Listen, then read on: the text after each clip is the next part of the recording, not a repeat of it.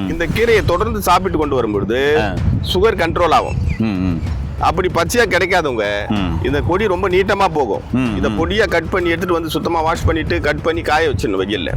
காய வச்சு பவுடர் ஆகிட்டு இந்த பவுடரை கால்ல திடீர்னு போகும்போது ஏதோ ஒரு ஒரு பாட்டில் ஒடிஞ்சு அதனுடைய கண்ணாடி எந்த கண்ணாடி ஏறி உள்ள கால்ல நின்று போச்சுன்னா காலில் பொத்திக்கிச்சுன்னா இந்த இலையை அரைச்சி கட்டும்போது நைட்டு கட்டமான காலையில் அந்த கண்ணாடி வெளியே வந்துடும். ஓ ஐயா, இதை நீங்க சாப்பிட்டு காமிங்கய்யா. சாப்பிட்டு காமிச்சு என்ன டேஸ்ட் இருக்குதுன்னு சொல்லுங்க ஐயா.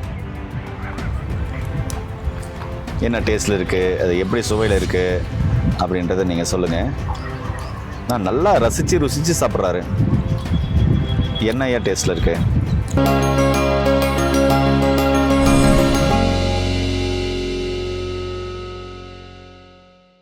இயற்கையை மருந்து சேனலுடைய மேலும் பல பதிவுகளை தெரிந்து கொள்ள இந்த சேனலை சப்ஸ்கிரைப் செய்யவும், பெல் பட்டனை அழுத்தவும்.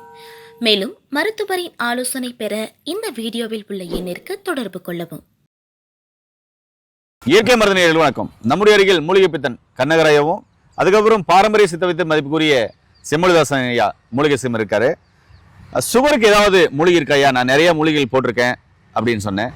இருக்கு அப்படின்னு ஒரு மூலிகை காமிச்சிருக்காரு. என்ன மூலிகை, அது எப்படி சுகர் கேட்குன்றதை இந்த வீடியோவில் பார்க்கலாம். ஐயா வணக்கம் ஐயா. வணக்கம் சார். ஐயா, இன்னைக்கு சுகர் பார்த்தீங்கன்னா பெரும்பாலும் எல்லாருக்கும் பார்த்தீங்கன்னாக்கா சுகர்ன்ற பயம் இருக்கு, வந்துருமான்ற பயம் இருக்கு. ஆனா நிறைய பேருக்கு சுகர் இருக்கு. இப்ப இந்த சுகருக்கு, அந்த சுகர்னால ஏற்பட்ட ஆறாத புண்ணுக்கு, இப்படி நிறைய நோய்களை சரி பண்ணக்கூடிய ஒரு அற்புதமான மூலிகையை மக்களை காமிக்கிறேன்றீங்களே, அது என்ன மூலிகை, அது எப்படி பயன்படுத்தணும்? இதான் சார் எலிக்காது கீரைன்னு சொல்லுவாங்க. எலிக்காது கீரை. ஆமா, இது ஏன் எலிக்காது கீரைன்னு சொல்றாங்கன்னா, ஒருத்தர் எடுத்து பாருங்க, எலினுடைய காது மாதிரி இருக்கும் பாக்குறதுக்கு, ஒரு மாதிரி முடக்கிக்கிட்டு. இதான் எலிக்காது கீரைன்னு சொல்லுவாங்க. எலினுடைய காது மாதிரி இருக்கு பாக்குறதுக்கு இருக்கிறதுனால எலிக்காது கீரைன்னு பேரு. இதனுடைய பேர் பரட்டைக்கீரை. பரட்டைக்கீரைன்னு சொல்லுவாங்க. பெண்கள் வயல்வெளியில இந்த களை எடுப்பாங்க. ஆமா, அந்த நேரத்துல அந்த பயிருக்கு இடைஞ்சலா வெளிச்சு வலிய போட்டுருவாங்க.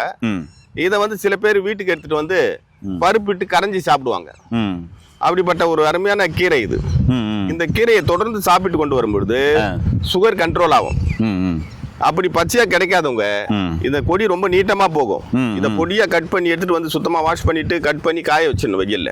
காய வச்சு பவுடர் ஆகிட்டு இந்த பவுடரை காலை மாலை ஒரு அரை ஸ்பூன் அளவுக்கு வெந்நீரில் சாப்பிட்டு வர சுகர் கொஞ்சம் கொஞ்சமா கண்ட்ரோல் ஆகும். அவர்களுக்கு உடம்புல இன்சுலின் கரெக்டா சுரக்க ஆரம்பிக்கும். எல்லா செயல்களையும் பேங்க்ரியாஸ் பலப்படுத்தும். அப்பேற்பட்ட ஒரு மூலிகை தான் இந்த எலிக்காது கீரை. ஐயா, இந்த எலிக்காது கீரையை சுகர் உள்ளவங்க எப்படி பயன்படுத்தலாம் சொல்லுங்க. சுகர் உள்ளவங்க அதான் இதை எடுத்துட்டு நல்லா வாஷ் பண்ணிட்டு ஒரு கிலோ அளவுக்கு துண்டு துண்டா கட் பண்ணி நல்லா காய வச்சிடணும். காய வச்சுட்டு பொடி பண்ணிடணும். மிக்சியில போட்டு நல்லா அரைச்சி பவுடர் ஆகிட்டு ஒரு அரை ஸ்பூன் அளவுக்கு பவுடர், ஒரு ஸ்பூன் உடல் வன்மைக்கு ஏற்ற மாதிரி பார்த்துட்டு ஒரு ஸ்பூனோ அல்லது அரை ஸ்பூனோ தொடர்ந்து காலை மாலை சாப்பிட்டு கொண்டு வரும்பொழுது சுகர் கொஞ்சம் கொஞ்சமா குறைய ஆரம்பிக்கும். இது சுகருக்கு மட்டும் தான் வேலை செய்யுமா, வேற என்ன பிரச்சனை வேலை செய்யும்? இது உடல்ல இருக்கிற உப்பையே எடுக்கும். உப்புனா சால்ட், அதிகமா உப்பு சேவலாக சேர்ந்திருக்கிற உப்பு. ஆமா, சேவலா சேர்ந்திருக்கிற உப்பு எடுக்கும் இது. அடுத்து இது மெயினா எதுக்கு யூஸ் பண்ணுவாங்கன்னு கேட்டா, பரட்டைக்கீரை. இது பேர் பரட்டைக்கீரை. இது மாதிரி ஒரு பட்டையா போனாலும் பரட்டைக்கீரைன்னு சொல்லுவாங்க. அதான் உண்மையான பேர் இதுக்கு. காலில் சுகர் புண்ணு ஆறாம இருக்குல்ல, அதுக்கு இதை லேசா கொஞ்சம் மஞ்சள் வச்சு அரைச்சி கட்டினோம்னா அந்த சுகர் புண்ணெல்லாம் சீக்கிரத்துல ஆறிடும். சுகர் புண்ணு ஆறிடும். அதுக்காக இது கட்டலாம். காலில் திடீர்னு போகும்போது ஏதோ ஒரு பாட்டில் ஒடிஞ்சு அதனுடைய கண்ணாடி எந்த கண்ணாடி ஏறி உள்ள காலில் நின்று போச்சுன்னா, காலில் பொத்திக்கிச்சுன்னா இந்த இலையை அரைச்சி கட்டும்பொழுது நைட்டு கட்டமான காலையில அந்த கண்ணாடி வெளியே வந்துடும். அந்த மாதிரி கண்ணாடியை வெளியேற்றக்கூடிய ஒரு அற்புதமான மூலிகை இது. சூப்பருங்க ஐயா. என்ன நேர்களே, இந்த காது, அதாவது எலிக்காது இலை அப்படின்ற இந்த மூலிகை இவ்வளவு நன்மைகள் இருக்கு. ஐயா கையில பாத்தீங்கன்னாக்கா மூலிகை வச்சிருக்காரு. இத ஐயாவும் சாப்பிட்டு காமிக்கிறேன்னு சொல்றாரு. இது என்ன டேஸ்ட்ல இருக்கு அப்படின்றத நம்ம ஐயா கிட்ட கேட்கலாம்.